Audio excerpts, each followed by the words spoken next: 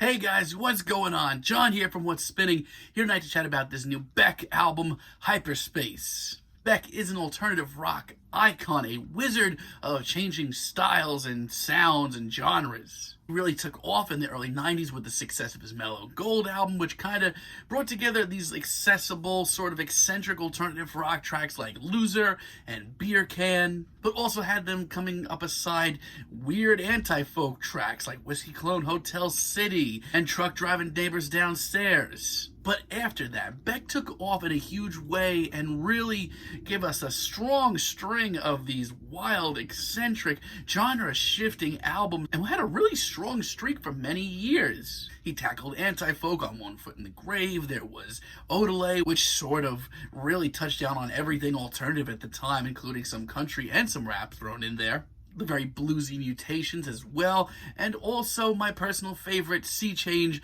one of the greatest breakup albums of all time. Now, in the last few years, I feel like Beck has taken a step back, gone slightly towards the more poppy side of things, which for a while, with albums like Guero and The Information, I really didn't think it was that bad. But like Modern Guilt was so boring, and I really wasn't into Morning Phase as much as other people. It was kind of the spiritual successor to Sea Change that I didn't want. Now, Beck's last album, Colors, a lot of people did not like this album. It was basically a pop album, but at the very least, I thought Beck was having some fun at times. But with these new singles, it's kind of obvious that Beck is going further down the rabbit hole than ever, and it's going to be a rough one, folks. Let's chat about it. This album starts off with Hyperlife, and yeah, honestly, it's very pretty on the ears. It has a very nice, lush atmosphere and all of that. Now, while I don't necessarily have a ton of bad things to say about this track, this definitely raises some red flags for me. Like, how have we even gotten here? It's actually not going to take me very long to figure that out. Because before you know it, we get tracks like Saw Lightning and Whoa Nelly, This Is Bad. Like, the last thing that I possibly wanted to hear from Beck in 2019 was this track that kind of sounds like he's going for an honest-to-God Delta blues cover, or like old-school blues cover, but with like the shiniest production imaginable, and it is bad. Like, this instrumental, I don't have a nice thing to say about it, between that sort of hip-hop percussion that comes in and this beat that comes in out of nowhere as well. Like, I honestly don't know what Beck was thinking here. It literally takes out every little inch of emotion that went into this track to begin with, which, trust me, it wasn't that much at first. Now, remember back in the 90s when Beck could actually hold his own rapping sort of on albums like Odelay and seem kind of hip? Well, it's not that way anymore, folks. He sounds awkward and out of place and just awful. Not to mention, Pharrell Williams did produce most of this album, and this track is, trust me, at its worst. It's most noticeable and just most annoying. Dark Places later on is an absolute travesty. Once again, we have a very dreamy, sort of dreary ballad from Beck, which he has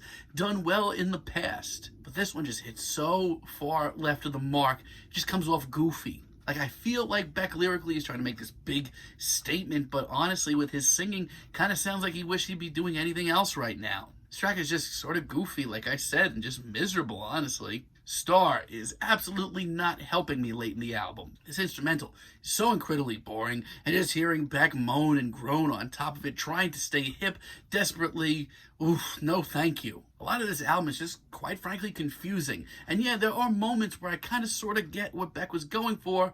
Very rarely is it for me. Take, for example, Die Waiting. I actually think the sort of minimal vibe to this track, amongst his very glossy production, is something kind of cool. It gives it a very lonely sound to it. But the songwriting here is pathetic, and more often than not, Beck just does not seem like his heart is in this. The result is just an all-out mixed bag of feelings.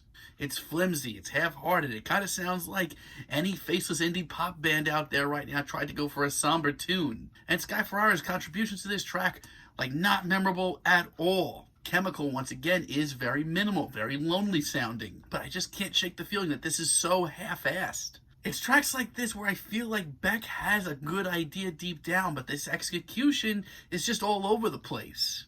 And it's a shame because there are some genuinely very catchy moments here, but the results are so perplexing. This album's title track, Hyperspace, actually does have some really cool 80s synths that I'd be lying if I said weren't really classy and actually brought in an interesting element to this album. Beck, once again, just sounds so bored.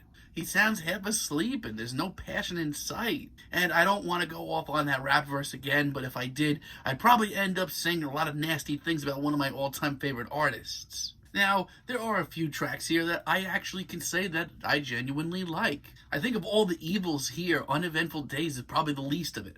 It's still very pristine, very cleanly, but at the very least here, Beck does sound like he's bringing out his more human side. I love the downtrodden vibe to this all, the very gloomy verses. Lyrically, I do still think that this absolutely belongs in Beck's playbook. And yes, once again, we get this very synthetic beat here, which I could have done without, but here I can ignore that. I can go along with it. It's a good track. See Through is like one of the only tracks here where I think that the production is actually really great. I do like the very hazy, wavy instrumentals here, and Beck once again sounds a little bit more human here. He actually sounds smooth as hell. Now, as much as I do enjoy this track, the chorus is pretty freaking cringeworthy, to be honest.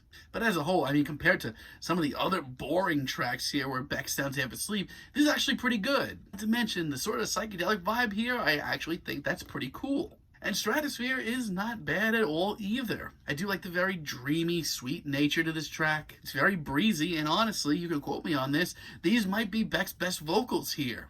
Now, I will say this comes late in the album, doesn't do much for waking me up. Outside of that, this track takes some genuine risks at times, and I salute that. And once again, it's one of the few moments where I think that Pharrell's production and the production in general actually works for Beck. And then this album kind of ends off on a really low note with Everlasting Nothing. I hate to say that this track is awful because it has so much potential to it. There's a seriously meditative beauty to this track, and some of Beck's lyrics are his most down-to-earth on this entire album. But the production is iffy once again, and that beat that pops in just really does nothing but just get in the way and really keep me from really enjoying this track. And the vocal inflections that pop in on the second half just suck all the rest of the hope out of me. I guess it's not the worst thing I've heard this year, but this album is a disheartening mess. So ladies and gentlemen, it's 2019, and Beck has pushed himself into the pop world even further.